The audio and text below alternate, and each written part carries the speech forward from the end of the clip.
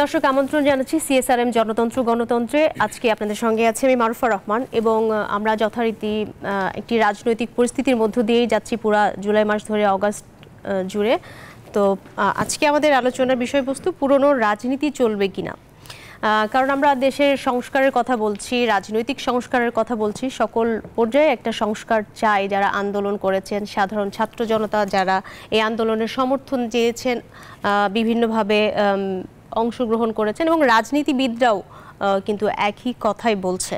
তো আমাদের সঙ্গে আজকে স্টুডিওতে এই নিয়ে আলাপ করতে যুক্ত হয়েছেন BNP vice chairman doctor Asaduzzaman Ripon এবং আমাদের সঙ্গে আরও একজন যুক্ত হয়েছেন জাতীয় পার্টির প্রেসিডিয়াম সদস্য ব্যারিস্টার শামীম হায়দার পাটোয়ারি। আপনাদের দুইজনকেই স্বাগত জানাচ্ছি আমাদের সঙ্গে যুক্ত হওয়ার জন্য। আগামীকালকে শপথ নিতে যাচ্ছে অন্তর্বর্তীকালীন সরকার, যারা একটি সুষ্ঠু নির্বাচন করবে। তো সেক্ষেত্রে আরও একটি আমরা যে বিষয়টি নির্ধারণ করেছি যে পুরনো রাজনীতি চলবে কিনা, মানে আপনারা অন্তর্বর্তীকালীন যেই সরকারটি গঠন হতে যাচ্ছে সেই বিষয়ে কতখানি আশাবাদী। প্রথমেই ডক্টর আসাদুজ্জামান রিপন আপনার কাছে আসতে চাই। ধন্যবাদ আপনাকে। আপনার সঞ্চালনের বোধহয় প্রথম আমি আজকে অংশ নিচ্ছি, এই জন্য আপনাকে বিশেষ ধন্যবাদ। আপনাকেও ধন্যবাদ রিপন ভাই। আর প্রথম হচ্ছে যে আমি বাংলাদেশে যে একটা মানে গণতন্ত্রের যে রূপান্তর হলো, মানে রূপান্তর প্রক্রিয়াটা শুরু হয়েছে, আমি বলতে চাই এই রূপান্তরের প্রক্রিয়ার নায়ক যারা আমাদের ছাত্র আন্দোলনের নতুন প্রজন্মের নেতা কর্মী যারা ছিলেন, তাদের প্রত্যেককে আমি অভিনন্দন জানাই। আর যারা শহীদ হয়েছেন তাদের বিধি আত্মার মাগফিরাত কামনা করি, তাদের প্রতি শ্রদ্ধা নিবেদন করছি।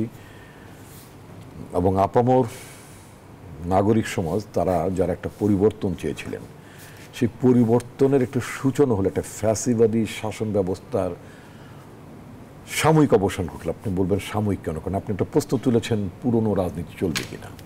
আমি তো সারা জীবন আশাবাদী মানুষ এবং ছাত্র রাজনীতি করা মানুষ, ছাত্র আন্দোলন থেকে উঠে আসা মানুষ। আমি আমাদের সময় আমরা একটা দীর্ঘ 9 বছর একটা সামরিক স্বৈরাচারের বিরুদ্ধে আমরা সংগ্রাম করেছি।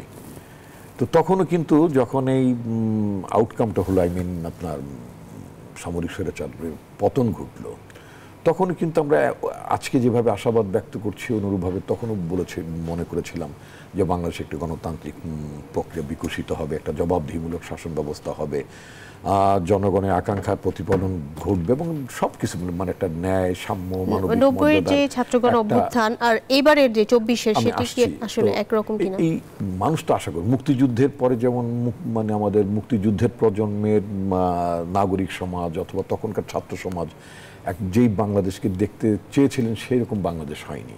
একইভাবে 90-এর পরে মানে যেভাবে আমরা যেই গণতান্ত্রিক বাংলাদেশ রাষ্ট্রকে আমরা যেভাবে স্বপ্ন দেখতাম, কল্পনা করতাম, সেটা ইনফ্যাক্ট হয়নি। এবার যেটা হচ্ছে আপনি বলেছিলেন যে প্রশ্ন করেছিলেন যে পুরনো রাজনীতি চলবে কিনা। আমি যেহেতু বললাম খুব আশাবাদী মানুষ, তো আমি অনেকগুলো জীবনে আন্দোলন প্রত্যক্ষ করেছি। একেবারে সে বালক বেলায় 69 সালের গণঅভ্যুত্থান প্রত্যক্ষ করেছি। তো তখন মানে স্কুলে পড়তাম, স্কুলেও মানে মিছিলে যেতাম, বড় ভাইরা নিয়ে আসতেন। 71 সালে মুক্তিযুদ্ধ দেখেছি, অনেকগুলো মানে মানে আমরা একটু ব্যারিস্টার শামীম হায়দারের কাছে যাব। আমি একটু যদি ছোট করে আমরা এখন বর্তমান প্রেক্ষাপটে যদি আমি আশা করি পুরনো রাজনীতি চলবে না। একেবারেই বলতে চাই পুরনো রাজনীতি চলবে না, কারণ পুরনো রাজনীতিটাই যদি চলতো তাহলে আমাদের ছেলেমেয়েরা, আমি আমাদের ছেলেমেয়েরা বলবো এই কারণে যে ছেলে মেয়েদেরকে আমি রাস্তায় দেখেছি, যে ছাত্রদেরকে দেখেছি, এরা প্রত্যেকে আমাদের খুব সন্তান সমতুল্য। আমি এই ছেলে মেয়েদের মধ্যে যে স্বপ্ন, যে মানে আকাঙ্ক্ষার যে তাদের চোখে মুখে যে স্বপ্ন দেখেছি, যে দৃঢ়তা দেখেছি, এটা ইনফ্যাক্ট এটা 90-52 সময় ছিল না, এটা সত্য কথা। It is a totally different movement, totally different. আমরা একটু ব্যারিস্টার শামীম হায়দার কাছে যাই। ব্যারিস্টার শামীম হায়দার, আসাদুজ্জামান রিপন যেরকম বলছিলেন যে যারাই আন্দোলন করলো এই প্রজন্ম, তারা যেরকম একটা রাষ্ট্রের স্বপ্ন দেখছে সেটি আসলে বাস্তবায়ন করার দায় যারা রাজনৈতিক দল আছে, আপামর ছাত্র জনতা আছে সকলের। কিন্তু সেখানে আমরা মূলধারার রাজনীতিতে বারবারই যেটি দেখেছি, একটি আন্দোলনের পরে যে সরকার গঠন হলে তারপরে সেই স্বপ্নগুলো আসলে ধুলায় মিশে যায়। এবার কি হবে বলে মনে করছেন? আমাদের প্রতিষ্ঠানগুলো ধ্বংস হয়ে গেছে।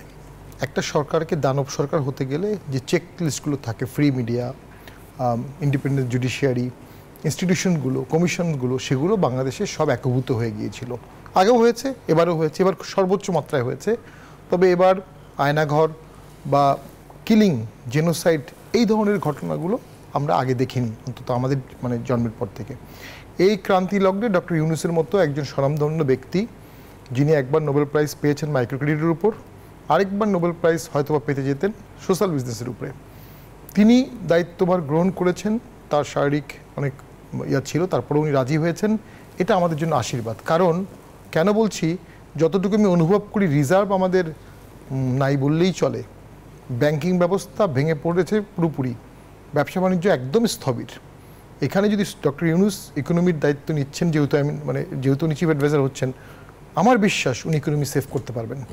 আমার বিশ্বাস উনি ইকোনমিটাকে নিয়ে বাংলাদেশকে, যে স্বপ্নের বাংলা আমরা চাই, যদি দেশের অর্থনীতি ভালো থাকে, সুশাসন থাকে, স্বপ্নের বাংলা অটোমেটিক্যালি হয়ে যাবে।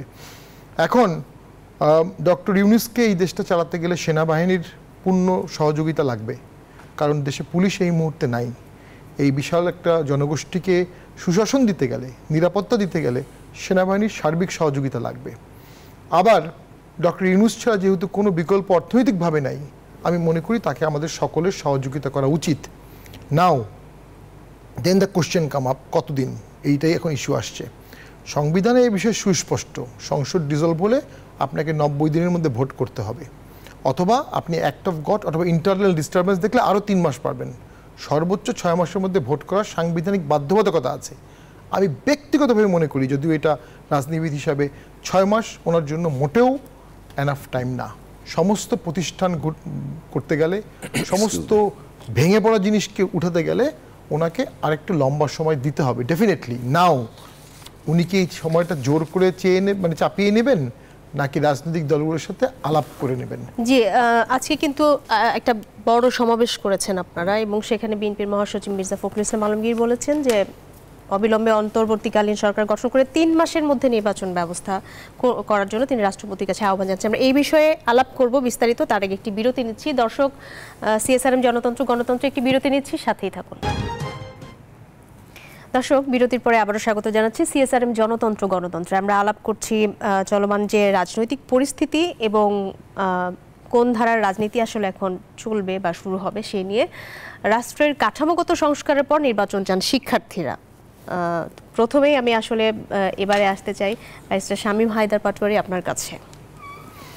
শিক্ষার্থীরা বলছেন যে রাষ্ট্রের একটা কাঠামোগত সংস্কার করার পরে নির্বাচনের না, সে কথাটা অযৌক্তিক না, এই কথা সত্য। সমস্ত প্রতিষ্ঠান ধ্বংস হয়ে গেছে, যে কারণে গুম হয়েছে, যে কারণে ক্রস ফায়ার হয়েছে, এগুলো আমরা ঠেকাতে পারিনি, এটা বাস্তব কথা। সকলের কালেকটিভ ফেইলিওর, এবং সরকারি হিসেবে দায়টা বেশি। এখন এটি সংস্কার করতে গেলে যে সময়টা, এটা সংবিধানের প্যারামিটারের মধ্যে নাই। কারণ আমি বলছি, অনেকেই বলবে 111 হয়েছে, এটা সুস্পষ্ট সাংবিধানিক ব্যাখ্যা আছে। যখন 111 ছিল তখন সংবিধানে কেয়ারটেকার গভর্নমেন্ট ছিল, এবং তখন এমার্জেন্সি দেওয়া হয়েছিল, এবং তখন সংসদ ছিল না। সংবিধানে বলা আছে এমার্জেন্সি দিলে এটা 3 মাসের মধ্যেই সংসদে প্লেস করতে হবে, অথবা পরবর্তী সংসদে প্লেস করতে হবে। অর্থাৎ এমার্জেন্সি দেওয়ার কারণে যেহেতু প্লেস করা যাচ্ছে না, সেহেতু ভোট করা যায়নি। ভোট করা যায়নি বলে ওই সরকারটি 2 বছর ছিল, এটাকে পুরোপুরি অবৈধ বলা যাচ্ছে না। এখন যদি এমার্জেন্সি দেওয়া হয়, এটা তাহলে একটা বৈধতার শেপ আসবে যে ভোট করা যাবে না এমার্জেন্সির সময়। এখন সেটা ডক্টর ইউনূস স্যারের নিশ্চয়ই একটি কাঠামো আছে। উনি অসম্ভব সফল একজন অর্থনীতিবিদ, অসম্ভব সফল সোশ্যাল বিজনেস প্রবক্তা এবং মাইক্রো ক্রেডিটের। উনি নিশ্চয়ই একটা ধারণা করে রেখেছেন। উনি আসার পরে ওনার কার্যক্রম দেখে আমরা বুঝতে পারবো ওনার ধারণাটা কী আছে। নাও সেক্ষেত্রে একটি অপশন আছে। আমি সবসময় একটা বলি, you cannot eat the cake and have it at the same time. আপনি সংবিধান রেখে সংবিধান বিরোধী কাজ করতে পারেন না। সেক্ষেত্রে আপনি বলতে পারেন এটা যেহেতু একটা বিপ্লব হয়েছে, যেহেতু প্রচুর সংস্কার দরকার, যেহেতু আমি মনে করি এই সংবিধানেরও অসংখ্য আর্টিকেল সংশোধন দরকার, একটা কনস্টিটিউয়েন্ট অ্যাসেম্বলি করতে পারেন, এবং সেখানে সংবিধানটা, আগের সংবিধানটা সাসপেন্ড থাকবে। হ্যাঁ, ওই সরকারটা 2 বছর, 3 বছর, 5 বছর থাকতে পারে। পৃথিবীর অনেক দেশেই নর্মালি 2 বছর থাকে এই ধরনের অ্যাসেম্বলি। নাও ওই সময় দেশ চলবে কিভাবে? তখন প্রেসিডেন্সিয়াল অর্ডার দিতে পারেন, পিও। যখন সংবিধান থাকবে না, তখন প্রেসিডেন্সিয়াল অর্ডার দিয়ে দেশ চালানোর জন্য প্রয়োজনীয় আইন করতে পারবে। Can president suspend the constitution? নাও, ওটা তো এই যে একটা বিপ্লবী সরকার করতে পারবে আর কি। এখন আরেকটা জিনিস আছে, এই অন্তর্বর্তী সরকার শব্দটাও তো আমাদের সংবিধানে এই মুহূর্তে নাই। হ্যাঁ পরে গভর্নমেন্ট এসে পরে সরকার সেটা রাটিফিকেশন করবে, এটা ঠিক আছে, কিন্তু অ্যাট দ্য সেম টাইম এটা মহামান্য রাষ্ট্রপতিও একটা অর্ডিন্যান্স জারি করতে পারেন, একটা অর্ডিন্যান্স জারি করে একটা চ্যাপ্টারে আনতে পারেন, আগেরটাই রিভাইভ করতে পারেন অথবা নতুন করে আনতে পারেন। দেন আসেন ছাত্ররা যে সংস্কার করতে চাচ্ছে এটার জন্য রাজনীতি লাগবে, রাজনৈতিক দল লাগবে। ছাত্রদের উচিত এখন একটা রাজনৈতিক দল গঠন করা। রাজনৈতিক দল ছাড়া আমরা গণতন্ত্র, রুল অফ ল যেটাই বলি, আলটিমেটলি রাজনৈতিক দলেই এসে ঠেকবে।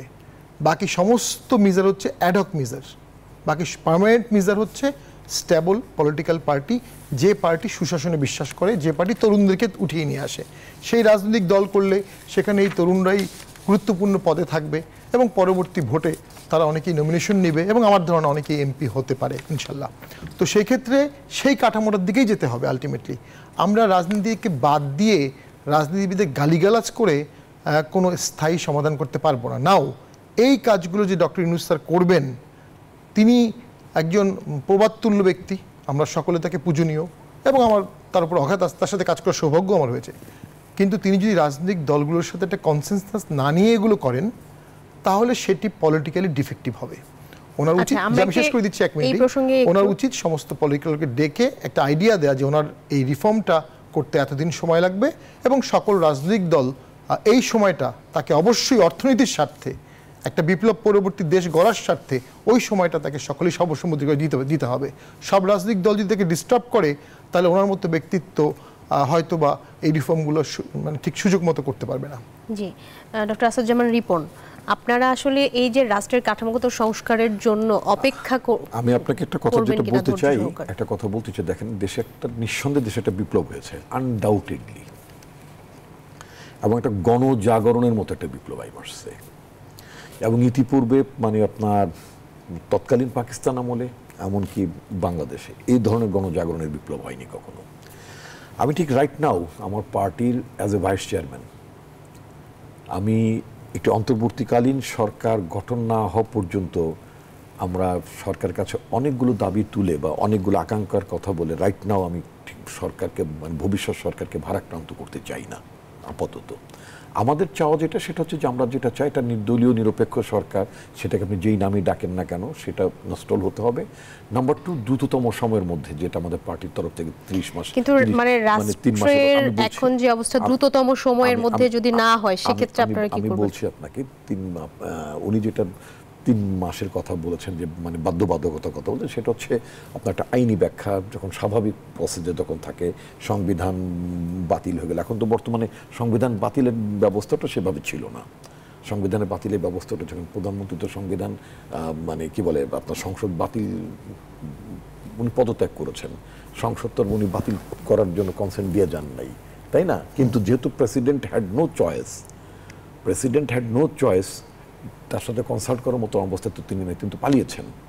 আচ্ছা, তো এই ধরনের পরিস্থিতিতে মানে আপনার মানে অবশ্যই আপনার সংসদ বাতিল প্রেসিডেন্ট করতে পারেন, এটা হচ্ছে মানে আপনার আইনি ব্যাখ্যা। এত জটিলতা তো দরকার নাই, মানে এত জটিলতা প্রেসিডেন্টকে অধ্যাদেশ জারি করতে হবে, প্রেসিডেন্টকে এটা করতে হবে ওটা করতে হবে, এত ঝামেলার তো দরকার নাই।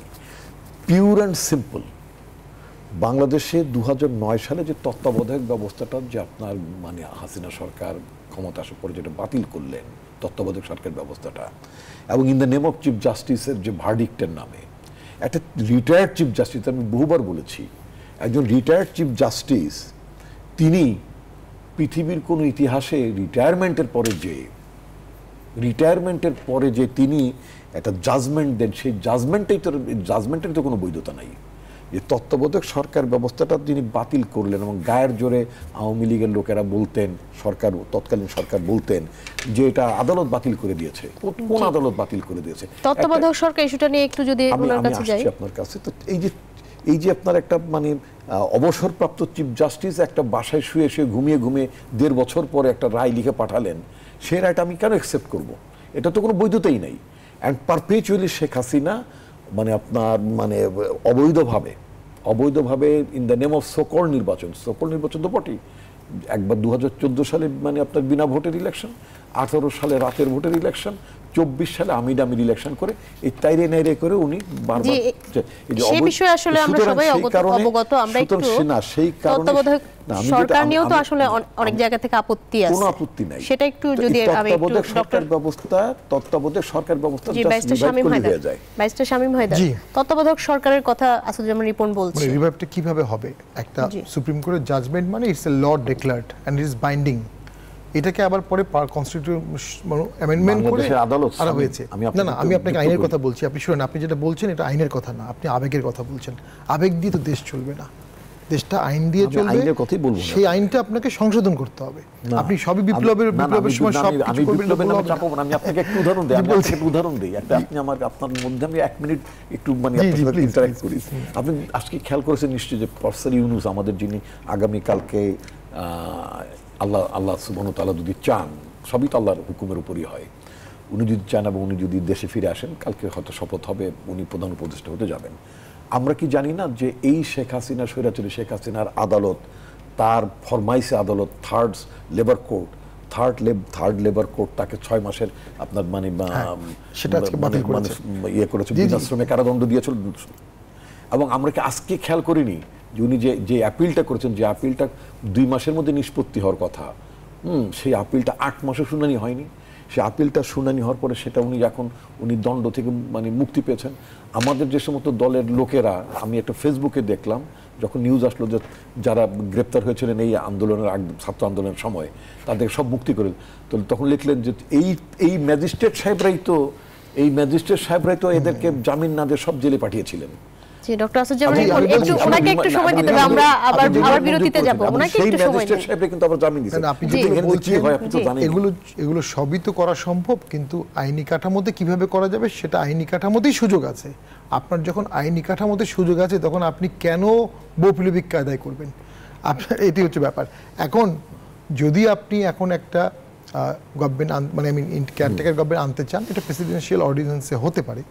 আরেকটা হতে পারে কি, সুপ্রিম কোর্টের অ্যাডভাইজারি অপিনিয়ন নেওয়া যেতে পারে যে এই পরিস্থিতিতে আসলে কি করা যায়। সুপ্রিম কোর্টের ক্ষেত্রে বলতে পারে এই পরিস্থিতিতে এটাকে আমরা অ্যালাউ করতে পারি।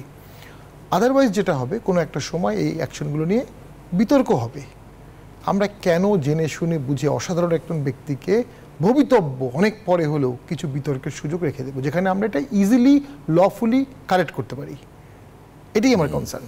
দেন আসেন, আমার এখন যেটা মনে হচ্ছে যে আমাদের অর্থনীতিটাকে ঠিক করে এবং প্রতিষ্ঠানগুলোকে গড়তে একটা লম্বা সময় লাগবে।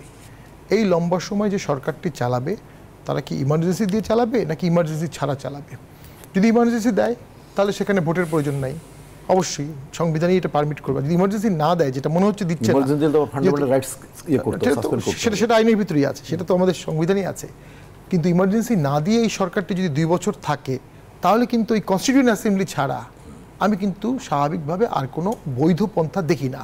হ্যাঁ, মাঠ ছাত্রদের দখলে, সব কিছু তাদের দখলে, তারা যেটা বলছে সেটাই অলমোস্ট হচ্ছে। কিন্তু এই প্রশ্নগুলো কেন আমরা সমাধান করব না? আমরা কি একই ওই গায়ের জোরে চলবো? এখানে আরেকটি ব্যাপার হচ্ছে, যারা আন্দোলন করেছে তারা বয়সের তরুণ এবং অসাধারণ একটা সাফল্য তারা দেখিয়েছে, কিন্তু তাদের উদ্দীপনাটাকে চ্যানেলাইজ করা রাষ্ট্র, সেখানে আপনার প্রৌঢ়ের প্রজ্ঞা লাগবে, সেখানে আপনার ব্যুরোক্রেসি লাগবে। এই যে পুলিশটি গত 3 দিনে শেষ হয়ে গেল, রাইটলি সো মেবি, কিন্তু আমার তো মনে হয় উচিত ছিল প্রধানমন্ত্রী মানে শেখ হাসিনা পালানোর সাথে সাথেই পুলিশ সারেন্ডার করবে, তাদেরকে তাদের কাজ করতে দেয়া যতটুকু সম্ভব। আজকে সারা বাংলাদেশে ডাকাতি হচ্ছে, আজকে সারা বাংলাদেশে প্রচুর চাঁদাবাজি হচ্ছে এবং ডাকাতরা প্রফেশনাল ডাকাতি করছে মোহাম্মদপুরে, এবং কেন যেন অস্ত্র লুট হচ্ছে, অগ্নিসংযোগ হচ্ছে, মানুষকে হত্যা করা হচ্ছে, কেন যেন আর্মি ফুল স্কেল অপারেশন আমরা দেখতে পাচ্ছি না। এটার পিছনে একটা আমার যেটা মনে হচ্ছে আভ্যন্তরীণ দ্বন্দ্ব। আর্মি ফুল স্কেলে নামলে অনেকে ভয় পাচ্ছে আর্মি টেক ওভার করবে, এটা হতে পারে আন্দোলনকারী অন্যদের ভয়। আমি যেটা প্রথমেই বললাম, অর্থনীতি সামলাতে ডক্টর ইউনূস ছাড়া কেউ পারবে না। জি, একটু ডক্টর আসাদুজ্জামান রিপন আপনার কাছে আসতে চাই। বারবার বলছেন অর্থনীতি, মানে অর্থনীতির উপরে যেটা এমফাসিস দিয়েছেন, নিঃসন্দেহে আমাদের অর্থনীতি খুব নাজুক অবস্থার মধ্যে আছেন এবং প্রফেসর ইউনূস, আমি নিজেও বিশ্বাস করি যে মানে তার পক্ষেই সম্ভব এটাকে আপনার ইয়ে করে হেলদি অ্যাটমসফিয়ারের দিকে নিয়ে যাওয়া। উনি চাইলে পৃথিবীর বহু দেশ বাংলাদেশে ক্রান্তিকালীন সময়ে সহযোগিতা করবে বাংলাদেশকে, মানে কোনো সন্দেহ নেই। আপনি যেটা বলেছিলেন যে মানে যে সাংবিধানিক জটিলতার কথাগুলো বলছিলেন রিগার্ডিং গভর্নমেন্ট, নির্বাচন, এইগুলো নিয়ে আমি যেটা বলি লফুলি তো কারেক্ট করা যাবে। আমি ঠিক যদি বলি যে ঠিকই যে আপনার মানে পালিয়ে যাওয়া প্রধানমন্ত্রী শেখ হাসিনা কি কিছুদিন আগে জাতিকে শোনান নাই, ছাত্রদের উদ্দেশ্যে বলেন নাই যে আপনারা আদালত পর্যন্ত অপেক্ষা করেন, আদালতে গেলে আমি বিশ্বাস করি আপনারা অবশ্যই একটা মানে রায় পাবেন, ভালো আপনাদের পক্ষে রায় যাবে। আমিও ঠিক বলতে চাই, আমিও বিশ্বাস করি এখন যদি এই তত্ত্বাবধায়ক ব্যাপারটা নিয়েও যদি মানে সরকার কোর্টে যায়, আপিল করে, হ্যাঁ, আমিও মনে করি বিশ্বাস করি যে আপনার এটা আপনার অ্যাপিল করলে আচ্ছা আমরা একটু মানে এখন চলমান যে একটা মানে এই মানে সাবেক প্রধানমন্ত্রী চলে যাওয়ার পর থেকে যেই পরিস্থিতি তৈরি হলো, মানে প্রধানমন্ত্রী পালিয়ে যাওয়ার পর থেকে যেই পরিস্থিতি তৈরি হলো, সেটার দায় আসলে কারা নিবে শেষ পর্যন্ত, বা এটার সমাধান কি? এটা কি এভাবে চলবে কি? অবশ্যই আমাদের মানে আপনার ল এন্ড অর্ডার, এই যে বেহাত বিপ্লব বলছে সবাই, সামাজিক যোগাযোগ মাধ্যম বা সব জায়গায় মানুষ যে আশায় বুক বেঁধেছিল, যে উল্লাস করেছিল, তারা আবার ভেঙে পড়ছে।